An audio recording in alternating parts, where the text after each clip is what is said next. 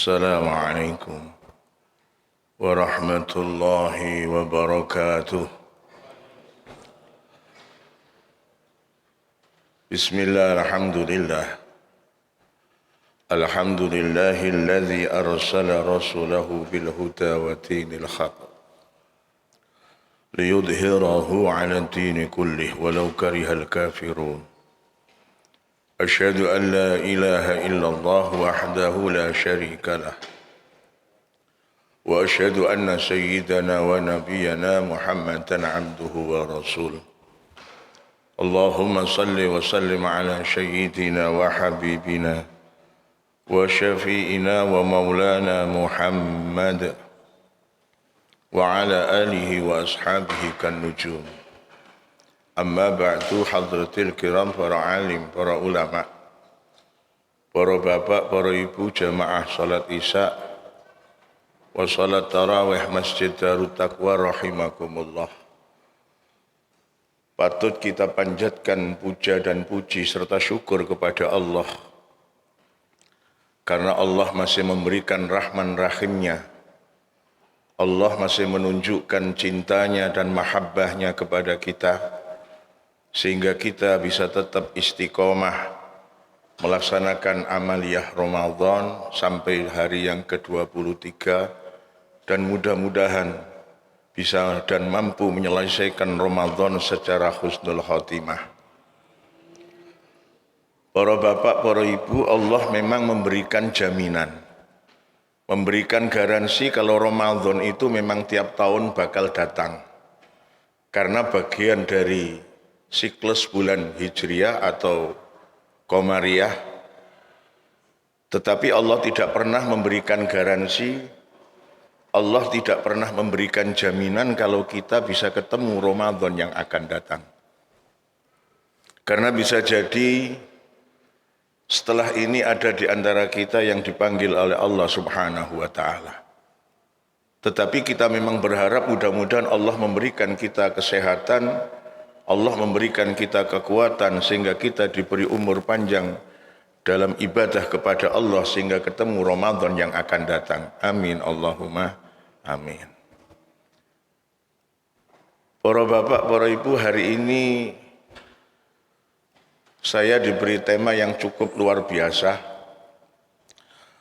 dahsyat, bombastis, gelombang pendangkalan akidah, dahsyatnya gelombang pendangkalan akidah. Para bapak, para ibu hadirin rahimakumullah, mari kita mencoba melihat bahwa gerakan pembangkangan kepada Allah Subhanahu wa ta'ala itu terjadi di saat Allah Subhanahu wa ta'ala menciptakan Nabiullah Adam alaihissalatu wassalam. Ketika Allah mau menciptakan Nabiullah Adam, malaikat dikumpulkan sama Allah. Allah sampaikan kepada malaikat, qalu inni ja'iluka fil ardi, qalu inni ja'iluka linnah, wa idh qala rabbuka lil malaikatu inni ja'ilun fil ardi khalifah. Malaikat dikumpulkan, Allah sampaikan, aku akan menciptakan makhluk yang aku beri nama manusia. Bagaimana menurut pendapatmu? Malaikat pada saat itu yang di bawah pimpinan Azazil, yang pada akhirnya Azazil pimpinan malaikat inilah jadi pembangkang yang pertama dan utama, yang dikenal dengan iblis alaihi laknatullah. Malaikat menjawab, qalu ataj'alu fiha may yufsiku fiha wa yasfiku dima wa nahnu nusabbihu bihamdika wa nuqaddisu lak.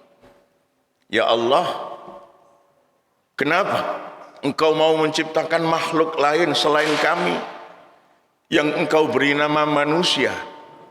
Tidakkah panjenengan cukup dengan kami yang selalu bertasbih, yang selalu bertahmid, yang selalu bertahlil, memuja dan memuji Engkau? Padahal menurut prediksi kami, makhluk yang namanya manusia yang bakal kamu ciptakan nanti akan menimbulkan berbagai macam kerusakan di muka bumi. Gegeran, tawuran, hasut, iri, dengki. Itu akan menjadi bagian dari kehidupan manusia. Lantas dijawab oleh Allah, qala inni a'lamu ma la ta'lamun. Itu yang kamu lihat. Tapi aku Allah, aku lebih paham. Karena di antara mereka yang suka hasud, yang suka iri, yang suka dengki, yang suka berperang, yang suka pertumpahan darah, ada di antara mereka yang justru istiqomah dalam ibadah kepada Allah. Inni a'lamu ma la ta'lamun. Maka Nabiullah Adam ditutorial langsung sama Allah, diajari oleh Allah Subhanahu wa taala bahasa Quran, wa 'allama Adam al-asma'a kullaha thumma 'aradahum 'alal malaikah. Nabiullah Adam diberi ilmu oleh Allah, lantas diadu oleh malaikat dan malaikat bertekuk lutut kalah. Maka Allah perintah, wa idz qala rabbuka lil malaikati isjudu. Wahai malaikat, sekarang saatnya kamu sujud kepada Nabiullah Adam. Fasajadu illa iblis. Seluruh malaikat sujud kepada Nabiullah Adam kecuali pemimpinnya yang namanya Azazil tidak mau tunduk kepada Allah atas perintahnya untuk sujud kepada Adam. Ini pembangkangan yang pertama dan utama yang dilakukan oleh iblis alaihi laknatullah. Allah bertanya kepada iblis, kata Allah Subhanahu wa taala, kenapa engkau ketika aku perintahkan sujud kepada Nabi Allah Adam engkau tidak mau? Maka iblis menjawab, ana khairum minhu. Aku tidak mau sujud kepada Adam karena aku lebih mulia, lebih hebat dari Adam. Aku ini senior. Pertama kau ciptakan dari api, Nabi Allah Adam dari tanah. Muncul sifat sombongnya. Maka Nabi Allah Subhanahu wa taala mengusir, fakhruj minha fa innaka rajim. Keluar engkau dari surga dan diberi gelar terlaknat oleh Allah Subhanahu wa taala. Maka sejak saat itu iblis bersumpah atas nama dirinya akan selalu menyesatkan hamba Allah Subhanahu wa taala, manusia anak turun Adam, untuk tidak nyembah kepada Allah Subhanahu wa taala. Ini adalah pembangkangan yang pertama dan utama yang dilakukan oleh iblis. Dan iblis ini punya penganut yang luar biasa, setianya sampai saat ini. Ma'asyiral muslimin sidang Jumat rahimakumullah. Karena itulah sampai Allah Subhanahu wa taala ngajarkan kepada Rasulullah betapa pentingnya penanaman akidah. Sebab kita barangkali bagi umat Islam, bagi orang Islam yang beriman kepada Allah, gerakan sedahsyat dan sehebat apapun soal pendangkalan akidah itu tidak menjadi penting bagi kita. Selama kita punya Allah, selama kita yakin akan Allah Subhanahu wa taala. Karena itu adalah bagian dari ujian keimanan kita. Dan Allah sudah nyampaikan, wala nabluwannakum bisyai'im minal khauf. Sampaikan kepada umatmu Muhammad bahwa tidak ada umatmu yang beriman kepadaku, yang percaya kepadaku, tidak aku uji Muhammad. Dengan apa? Dengan ketakutan-ketakutan. Termasuk ketakutan akan akidah kita, ini wajar. Dan kita memang harus, bahwa kita takut dengan akidah kita. Makanya pada saat malam tahun baru, iblis itu menghadap Rasulullah Muhammad sallallahu alaihi wasallam menyampaikan, Muhammad, ini malam tahun baru. Silahkan panjenengan tanya apapun akan aku jawab.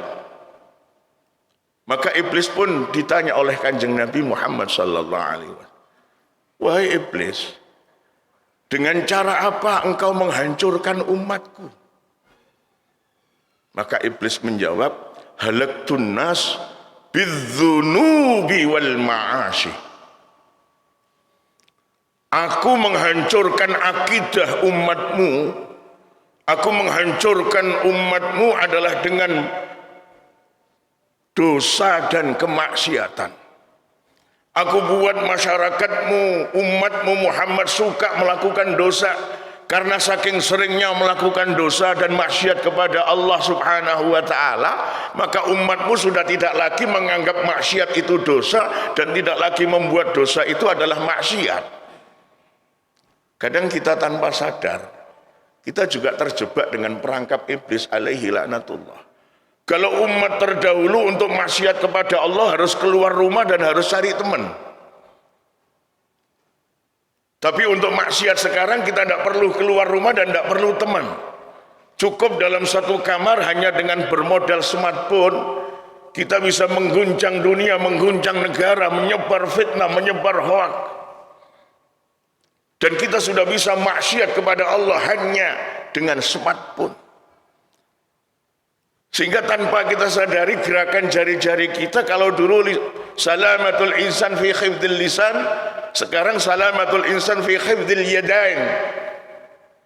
Lisan kita ya tangan kita, karena Allah sudah membahasakan bahwa tangan itu nanti juga akan jadi mulut. Al-yawma nahtimu ala afwahihim wa tukallimuna aydihim wa tashhadu arjuluhum bima kanu yaksibun. Dan ternyata belum sampai kita ketemu Allah di yaumil qiyamah, kita ditunjukkan oleh Allah bahwa tangan ini ternyata saat ini tidak nunggu di yaumil qiyamah, tidak nunggu di akhirat, di dunia saja sudah bisa berbicara. Tangan ini sudah berbicara. Karena itu ma'asyiral muslimin sedang salat tarawih rahimakumullah. Mari kita perkuat akidah kita. Karena kita harus dengan teknologi yang cukup canggih. Iblis alaihi laknatullah punya banyak perangkat yang luar biasa, kecanggihan teknologinya. Barangkali teknologi syaitan lebih hebat, lebih dahsyat daripada teknologi yang dikuasai manusia. Karena sumpah iblis bahwa sampai kiamat tidak akan berhenti menghasut manusia untuk keluar dari akidah Islam. Dan akhirnya Rasulullah bertanya yang kedua, kalau engkau menghancurkan akidah umatku dengan menyebar dosa dan maksiat, membuat umatku suka dengan dosa dan kemaksiatan, lantas engkau sendiri usahamu menggoda umatku sia-sia, usahamu menggoda umatku hancur dan binasa atau tidak mempan, atau menghancurkan gerakan yang engkau lancarkan dalam rangka menghancurkan akidah umatku, dengan cara apa wahai iblis? Dan iblis menjawab, halaktuni bi kalimatit tauhid. Aku hancur Muhammad, usahaku sia-sia adalah dengan kalimat tauhid la ilaha illallah. Maka Rasulullah dawuh, man qala akhir kalamihi la ilaha illallah dakhala al jannah. Sehingga ahli surga itu sebenarnya dilihat akhir hidupnya, tidak dilihat sekarang. Sebab banyak orang yang selama hidupnya mungkin dianggap ahli ibadah, ahli surga, tapi ujung-ujungnya Allah mentakdirkan ahli neraka. Dengan cara apa?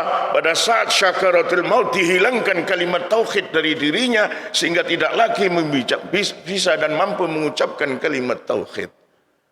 Tapi bisa jadi orang ahli maksiat, ahli mungkarat, tapi karena suatu hidayah dari Allah. Bisa jadi karena doa anak-anaknya, doa keluarganya, doa mbah-mbahnya dulu. Akhirnya anak ini terselamatkan di saat akhir hayatnya. Dia mampu mengucapkan kalimat la ilaha illallah. Makanya ini yang ditakutkan oleh syaitan. Sehingga Rasulullah dawuh, jaddidu imanakum, selalu perbaharui iman kalian wahai umatku, kata Rasulullah. Sahabat bertanya, kaifa yujaddidu imanana ya Rasul? Bagaimana cara kami memperbarui iman? Fa'akthiru bi kalimatit tauhid. Perbanyak zikir, perbanyak ingat kepada Allah Subhanahu wa taala, sehingga di saat kamu karena sering melantunkan kalimat la ilaha illallah, sering zikir kepada Allah, maka di saat Allah mencabut nyawamu, yang kita ingat cuman kalimat tauhid. Karena mohon maaf para bapak, para ibu jamaah rahimakumullah, di saat orang syakaratul maut ada peperangan yang luar biasa. Iblis menyuruh utusannya sesuai dengan kepangkatan kita. Kalau jenderal yang diutus adalah setan yang pangkatnya jenderal, kalau kopral cukup kopral. Apa yang dibawa oleh setan? Setan tidak bawa apa-apa, cuma membawa segelas air putih. Karena di saat orang syakaratul maut, wa fi riwayatin, ada suasana kerongkongan kayak orang berpuasa kering. Sehingga secara syariat, secara kasat mata koyok-koyok sing dibutuhno iku mung sak gelas air putih. Dan malaikat menawarkan kalimat la ilaha illallah yang secara syariat barangkali itu tidak dibutuhkan di saat tenggorokan kering. Tapi secara hakikat justru orang syakaratil maut yang dibutuhkan adalah kalimat tauhid.